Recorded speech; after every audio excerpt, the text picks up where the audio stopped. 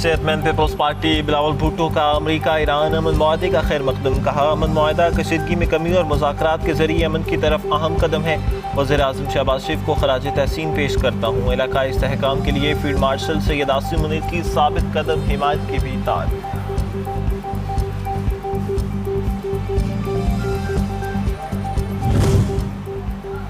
अमरीकी नायब सदर ने मुआहदे को मशरिक़ वस्ता में नए दौर के आगाज़ की अलामत करार दे दिया। जेडी वेंस कहते हैं, सदर ट्रंप ने खलीजी ममालिक और इलाकाई इत्तेहादियों के साथ मिलकर इस मुआहदे के लिए हकीकी सियासी और सफारती गुंजाइश पैदा की। खित्ते में बढ़ती तब्दीली मुमकिन हो गई है। अब उम्मीद है ईरानियों के साथ एक नया दौर शुरू होगा।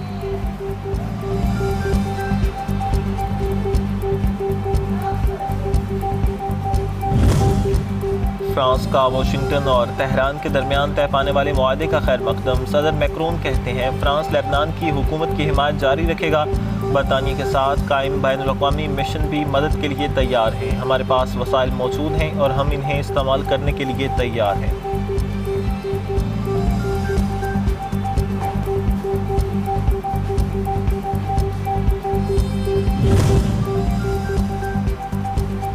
इस खबर की पूरी दुनिया को तवील अरसे से ज़रूरत थी। खित्ते में पायदार अमन और सलामती के माहौल के क़याम का जरिया बनेगी। तुर्क सदर का ईरान अमरीका मुआहदे पर ट्वीट। लिखा, तमाम फ़रीक़ैन मुआहदे पर दस्तखत से कबल ऐसे बयानात इश्तियाल अंगेज़ी और इक़दामात से गुरेज करें जो कशीदगी में इजाफे का सबब बन सकते हैं।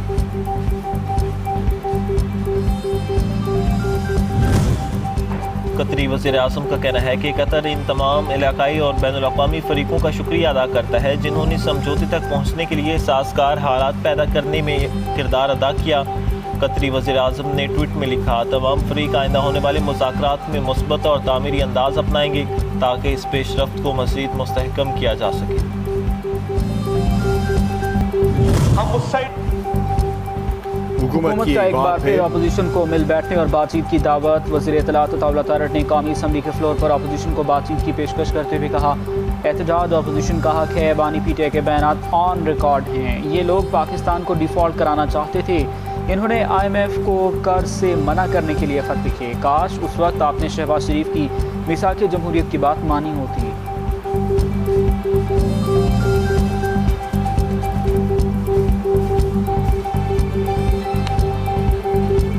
और हमने वफाकी वज़ीर एहसन इकबाल ने अपोजिशन को आड़े हाथों लिया। कौमी असम्बली इजलास के दौरान इजहार ख्याल करते हुए बोले कि PTI दौर में अपोजिशन को इंतकामी कार्रवाइयों का निशाना बनाया गया। यह फुस्तायत की बात करते हैं, हमने जेलें देखी हैं। 9 माह सुप्रीम कोर्ट के फैसले पर अमल नहीं किया गया। इनकी फुस्तायत और जमहूरियत का चेहरा पूरी कौम ने देखा।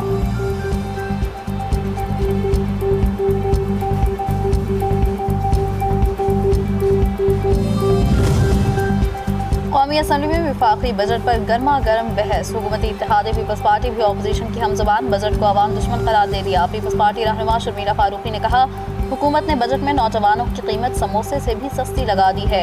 PTI रहनुमा असद कैसर बोले, ये बजट हुकूमत का नहीं IMF का बजट है। नौजवानों को मजीद बेरोजगारी की तरफ ले जाएगा। गुर्बत में इजाफा हुकूमती मुआशी पॉलिसीज़ की नाकामी का सबूत है।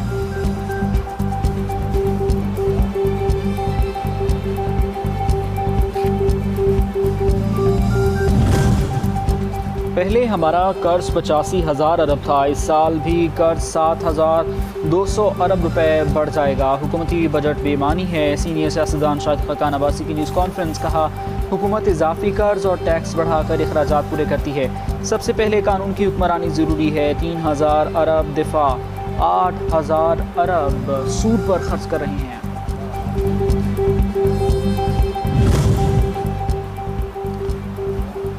PDM जमातों में कोई इख्तिलाफ नहीं, सिर्फ वफादात के हुसूल के लिए नुराकुश्ती की जाती है। असल में पाकिस्तान पर 89 साल से एक ही तबका हुकूमत कर रहा है। जमात इस्लामी के अमीर हाफिज नईमुर्रहमान की मीडिया से गुफ्तगू। बोले, IMF के दबाव की बात जानबूझ कर की जा रही है। बजट में बहुत सी रकम अपनी नाअहलियाँ छुपाने के लिए मुख्तस की गई है।